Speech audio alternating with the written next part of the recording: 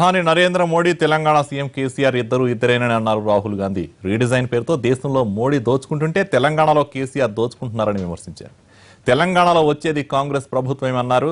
తమ సర్కారు వచ్చాక నిరుద్యోగులకు ఉద్యోగాలు కల్పిస్తామన్నారు. అతి తక్కువ ధరకే విద్య వైద్యం అందిస్తామని చెప్పారు రాహుల్ గాంధీ. आरसी कुंटिया जी,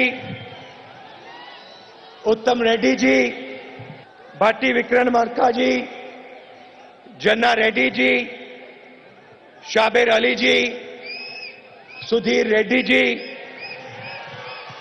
हमारे सब MPs, x MPs, MLAs, x MLAs, party के नेता, कार्यकर्ता, भाइयों और बहनों, महिला कांग्रेस के हमारे कार्यकर्ता, यूथ कांग्रेस एनएसयूआई के हमारे कार्यकर्ता,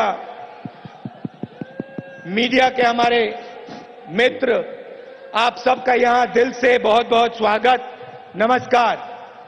जब तेलंगाना के युवा और तेलंगाना की जनता तेलंगाना के लिए लड़ी थी, तेलंगाना के लिए लड़ी थी, तो आपका नारा था नीलू निधुलू नेमकालू।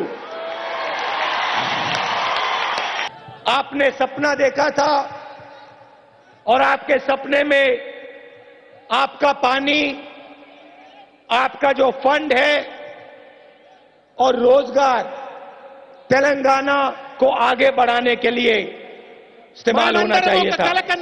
मैं मानता हूं कि तेलंगाना ने जो सपना देखा था वो एक बहुत बड़ा सपना था।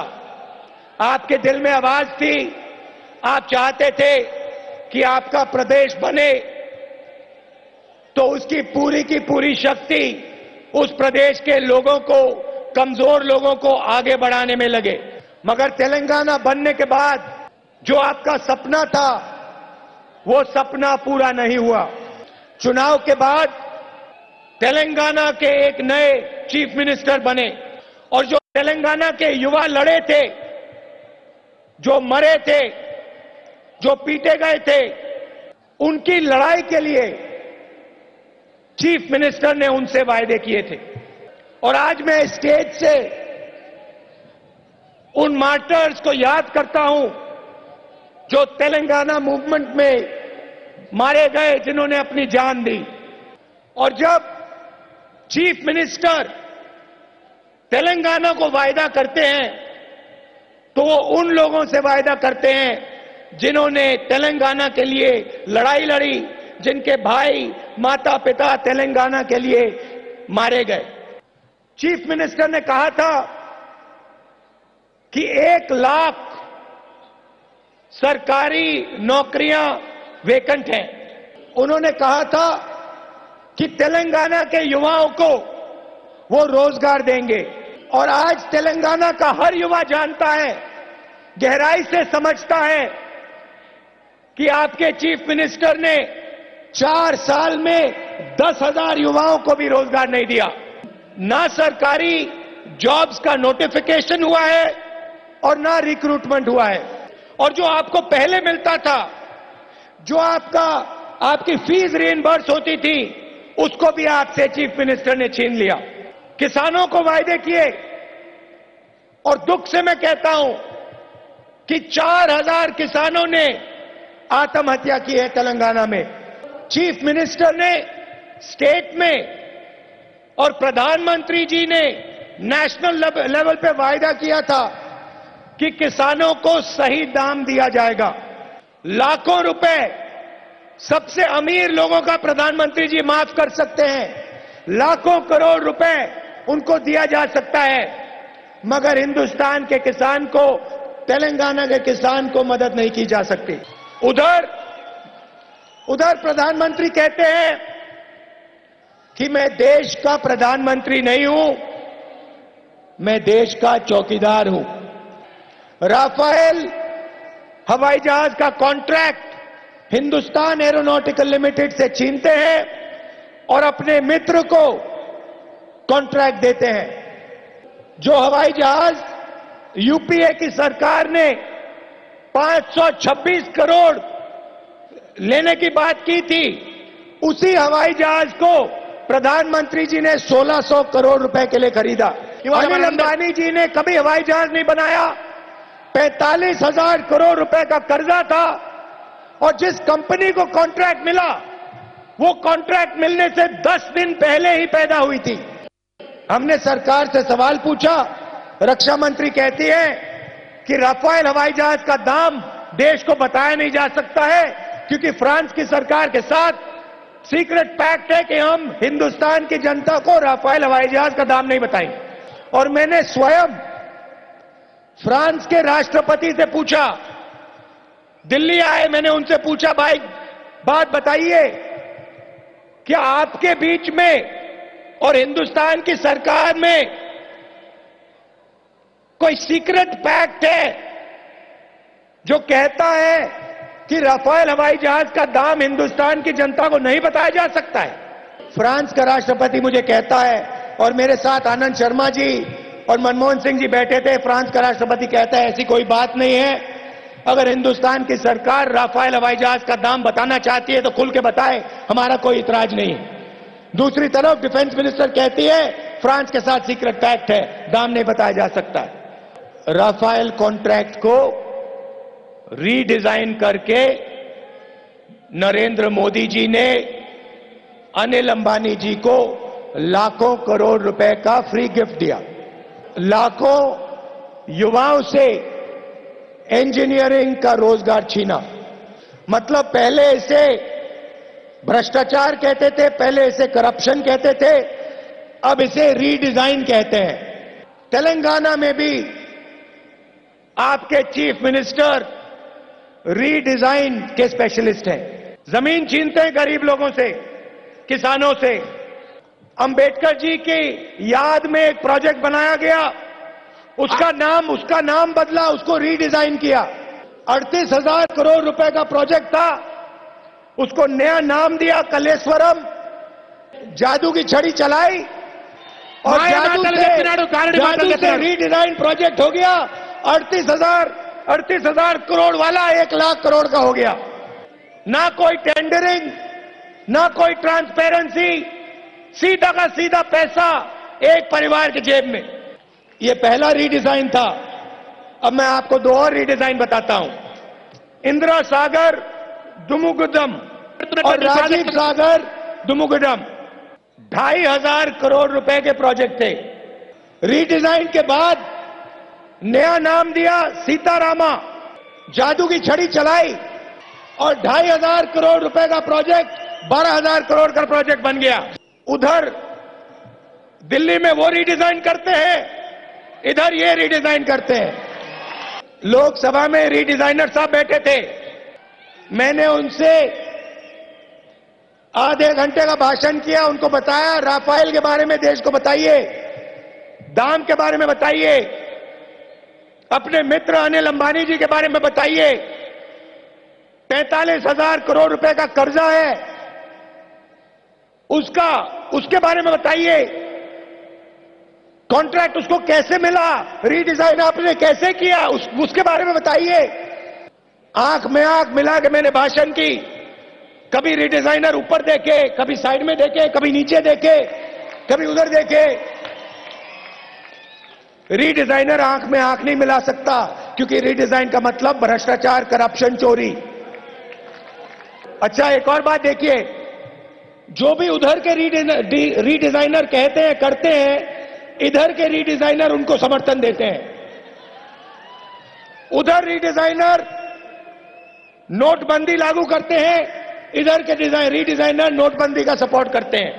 उधर के रीडिजाइनर गब्बर सिंह टैक्स लागू करते हैं, यहां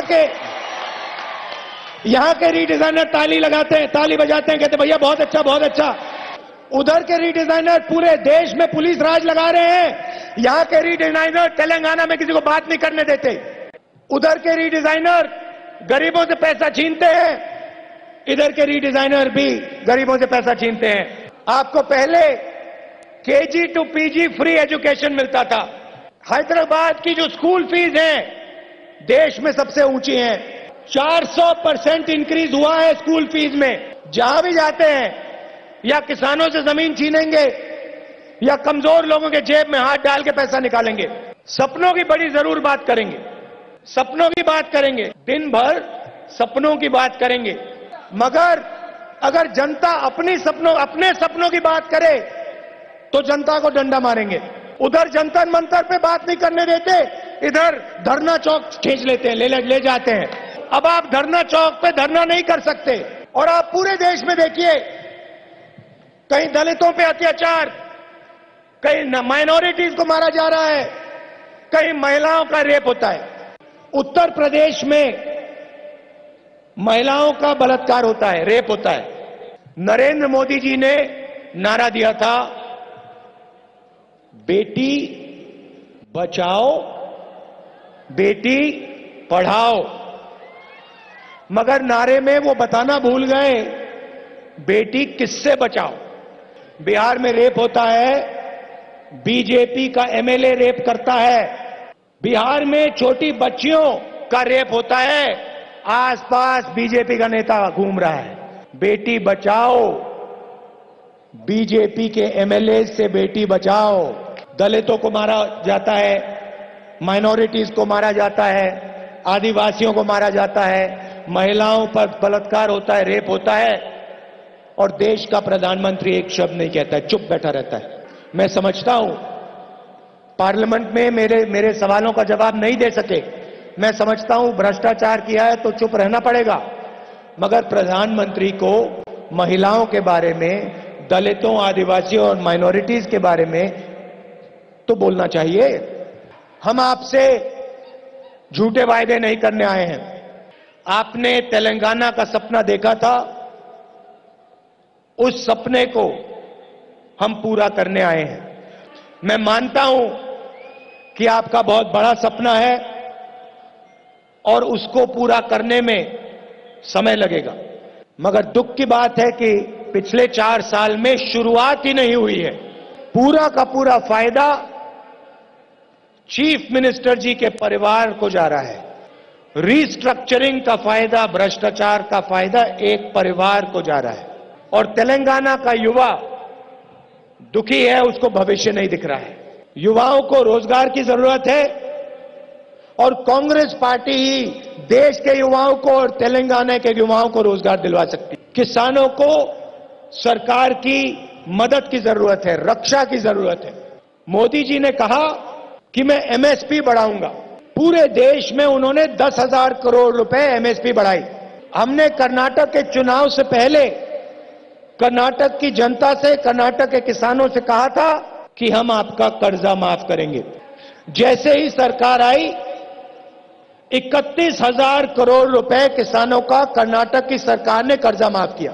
प्रधानमंत्री ने जितना पैसा किसानों को दिया पूरे हिंदुस्तान में, उससे 3 गुना ज्यादा पैसा कांग्रेस की एक प्रदेश की सरकार ने दिया।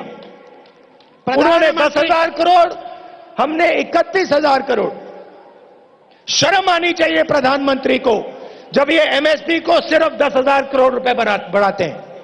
छोटे दुकानदार, small and medium businesses Hyderabad और तेलंगाना की रीढ़ की हड्डी हैं। प्रधानमंत्री जी ने इस रीढ़ की हड्डी को 2 जबरदस्त झटके मारे। पहला झटका नोटबंदी, दूसरा झटका गब्बर सिंह टैक्स। मैं आपको स्टेज से बता रहा हूं कि जैसे ही 2019 में कांग्रेस पार्टी की सरकार आएगी और तेलंगाना के और हिंदुस्तान के छोटे दुकानदारों, स्मॉल मीडियम बिजनेसेस, आप सब सुन लो, जैसे ही 2019 में कांग्रेस पार्टी की सरकार आएगी, वैसे हम गब्बर सिंह टैक्स को बदल के जीएसटी आपको देंगे।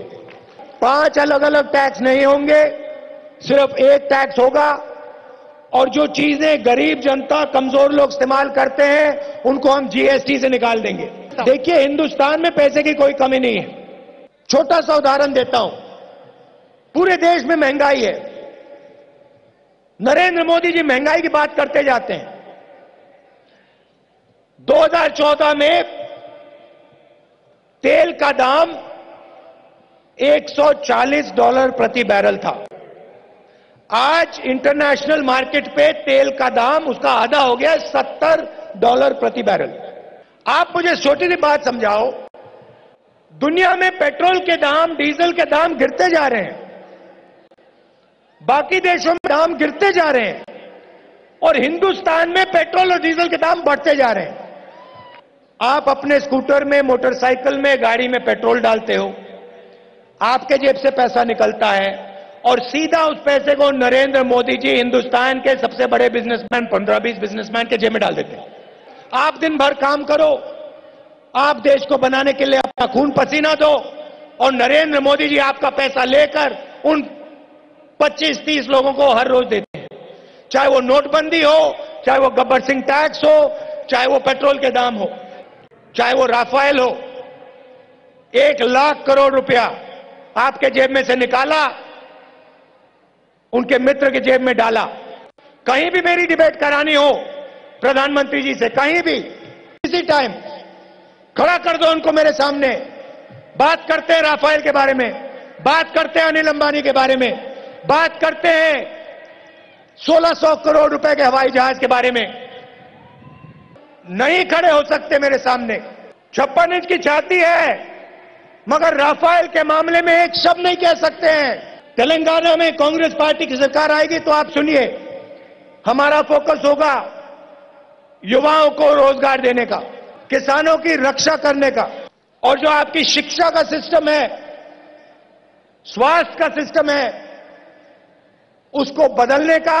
हम चाहते हैं कि कम से कम पैसे में आप अपने बच्चों को कॉलेज और यूनिवर्सिटी भेजें, और कम से कम पैसे में आप अपना इलाज कराएं। और तेलंगाना के युवाओं से मैं कहना चाहता हूं, अगर आप अपना सपना पूरा करना चाहते हो तो आपको राजनीति में आना पड़ेगा, आपको कांग्रेस पार्टी में आना पड़ेगा। आपके लिए हम जगह बनाएंगे और आपको इस प्रदेश को चलाना पड़ेगा। ये आपकी शक्ति है, तेलंगाना की जनता की शक्ति है, और इस शक्ति का प्रयोग इस प्रदेश को आगे बढ़ाने में लगना चाहिए। आज आपकी पूरी की पूरी शक्ति एक परिवार छीन के ले जा रहा है। देश में मोदी जी रिस्ट्रक्चरिंग कर रहे हैं और तेलंगाना में आपके चीफ मिनिस्टर। कांग्रेस पार्टी के कार्यकर्ता से कहना चाहता हूं, आप दिन भर कांग्रेस पार्टी के लिए लड़ते हो, अपना खून पसीना देते हो, आप हमारी विचारधारा को देश में फैलाते हो। यहां पे चुनाव में अच्छी तरह सुन लीजिए, जैसे गुब्बारे उड़ रहे हैं, ऊपर से पैराशूट लेकर लोग आते हैं, कोई नहीं आएगा। पैराशूट से किसी को टिकट नहीं मिलने वाला है। कांग्रेस का कार्यकर्ता लड़ेगा, कांग्रेस का कार्यकर्ता जो काम करेगा, कांग्रेस की विचारधारा का आदमी होगा, उसे कांग्रेस विधानसभा और लोकसभा में भेजेगी। और तेलंगाना में कांग्रेस पार्टी की सरकार आएगी तो वो जनता की सरकार होगी, उसमें जनता की आवाज सुनाई देगी और उसमें कांग्रेस कार्यकर्ता की आवाज सुनाई देगी। आप दूर दूर से आए, आपने अपना कीमती समय मुझे दिया, आपने मेरी बात इतने प्यार से सुनी, इसके लिए दिल से आप सबको बहुत बहुत धन्यवाद। नमस्कार, जय हिंद।